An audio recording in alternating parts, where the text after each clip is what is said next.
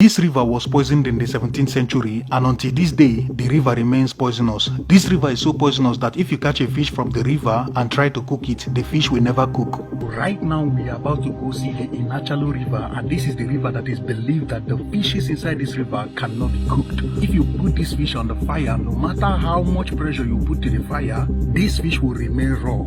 Let us go and see the Inachalo River, and I will tell you more about how this river was poisoned. This is Inachalo River, located in Igala town of Idah in Kogi State, Nigeria. This river was poisoned in the year 1690 during an intertribal war, and today we are going to learn why this river was poisoned. In fact, we are going to find out why the fishes from this river can never be cooked. No, I will try to find the fish from this river, and we are going to cook it. Cook it as long as we can, so that we can see if we can finally cook this fish. And if you want to see that, continue watching. How true is this story? What is the breed of this fish, and why does it not cook? This is why we are going to this town today. When you come to this town of Idah, you will find out that there is two respected statues in this town, and these statues are princes. The two of them were used as sacrifice to save this town, and that is why this town exists today.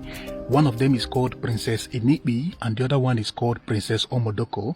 They were all buried alive as a sacrifice to save the people of this town. One of them, which is Princess Omodoko, is the reason why this water is poisoned today. Let me tell you the story, but I will start with Princess Inibi. Princess Inibi is the only child of her father, who is the Ata of Idah, or you can say the king of Idah. And during the 16th century, there is a very strong empire called Benin Kingdom. The Benin Kingdom has a very large army, making them one of the strongest empire to exist around this time. Around the year 1504, the king of Benin Kingdom is called Oba Isigye, and during his reign, there is a prominent chief in Benin Kingdom called Chief Oliha. Chief Oliha is so obsessed with his beautiful wife and will often brag about her loyalty in front of the king and other cabinet members. Chief Oliha bragged so much about his beautiful wife to the extent that other cabinet members became jealous of him. At some point from around the year 1504 to 1515, Chief Oliha had problem with the king, which is Oba Isigye of Benin Kingdom. The king, looking for a way to get at Chief Oliha, he went for the thing he desired most, which is his wife. The king investigated and found out that the wife of Chief Oliha is so in love with beautiful beads. The king assigned one of his servants to seduce the wife of Chief Oliha with beautiful beads, and to make the matter worse, the servant is a cripple.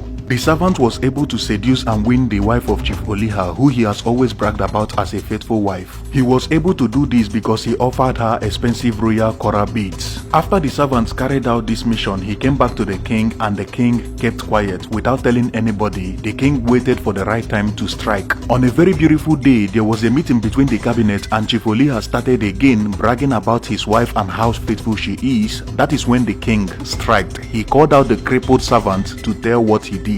Everybody in the cabinet was shocked. Not only that this person is a servant, he is a crippled servant, and everybody mocked Chief Oliha for trusting his beautiful wife too much. With that anger, Chief Oliha went home and killed his beautiful wife, and with the shame, he decided he would get back at Oba Isigye, which is the king of Benin Kingdom. He planned to dethrone the king, knowing fully well that he would not get support from the cabinet members. Chief Oliha made a very different plan, and this plan would turn out to be a very deadly one. He went to Idah and informed the Ata of Idah that the king of Benin is planning an offensive in Idah. Being a cabinet member of Benin Kingdom, the Ata of Idah believed him, knowing fully well that the Igala people and the Benin people has always been in a loggerhead, so he wanted to use the power of disinformation to cause war between the two kingdoms. And he succeeded in doing that because he returned back to Benin and informed the Oba of Benin that the Ata of Idah is planning an offensive in Benin Kingdom. And that worked because in the year 1515, it escalated and the war broke out between the Igala people of Idah and Benin Kingdom. Benin Kingdom having a superior army, and they recently bought guns from the Portuguese for the very first time, they were able to defeat the warriors of Idah in the battlefield, and they were advancing to wipe out the whole of Idah. The Ata of Idah, being very nervous, he contacted the oracle to know what he can do to save his kingdom from being wiped out by the Benin army. The oracle demanded that a virgin blood from the royal family must be sacrificed to save the kingdom, and this means that Princess Inibi, which is the only child of the king, will be sacrificed, and the king rejected it. The king pleaded with the oracle to take virgin slaves, but the oracle insisted that the virgin must be from the royal family. For complete 1 week, the king was a very different person. He was in a very bad mood. Princess Inibi noticed the change in her father's mood for more than 1 week now, and she tried by herself to find out exactly why her father has been in a bad mood. So she found out that the oracle demanded that she, as the royal blood, would be sacrificed to save the people. As an act of bravery, Princess Enigmi volunteered and said she would come out to be sacrificed so that her people would remain. She was buried alongside 9 other virgin slaves who would help her in the afterlife. After Princess Enigmi was sacrificed, the oracle assured the people of Idah that they are safe, even though the Benin warriors are advancing towards Idah. By the time the Benin warriors arrive Idah, they saw that the whole kingdom is already on fire, and they find no reason to go into fire. When the kingdom is already on fire, they decided to go back, thinking that the fire was real. But the fire was actually caused by the oracle, and to the eyes of the Benin warriors, they see a kingdom burning down, but they didn't know that this fire was caused by the oracle, so they had to go back, thinking the kingdom is already burnt down. That is how the Igala people of Idah was saved during the Igala-Benin War of 1515 to 1516. Now let us talk about the Princess Omadoko and how this Inachalo river was poisoned. While Princess Enigmi was buried in the 16th century, Princess Omadoko was also buried alive